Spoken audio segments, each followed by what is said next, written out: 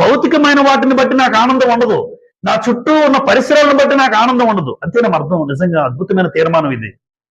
అంటే ఒకటి గుర్తుపెట్టుకోండి, దేవుణ్ణి నమ్ముకున్నాం కదా అన్నీ ఉండాలి అని ఎప్పుడు అనుకోకండి. ఏవి లేకపోయినా దేవుని స్తుతించాలన్న భావన మనకు రావాలి. ఇది తీర్మానం 2026లో. దానికన్నా ముందుగా ప్రవేశించే ముందు నా జీవితంలో అన్ని ఉంటే కాదు, ఏమీ లేకపోయినా నేను ఆనందపడతాను. అది నా తీర్మానం. అది మన తీర్మానం అయి ఉండాలి.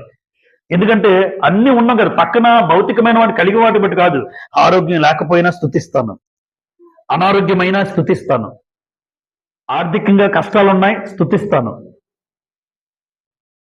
నా జీవితంలో ఎన్నో కష్టాల సుడిగుండాలతో ప్రయాణం అవుతుంది అయినా సరే స్తుతిస్తాను. అంటే అన్ని అనుకూలంగా కాదు, లేకపోయినా నేను ఎప్పుడు కూడా తీర్మానం ఏంటంటే, మనం చేసుకున్న తీర్మానం, నిన్ను స్తుతిస్తూ ఉంటాను, నీ యందు నేను ఆనందిస్తూ ఉంటాను అంటున్నాడు. పైగా 18లో ఒక మాట అన్నాడు చూడండి,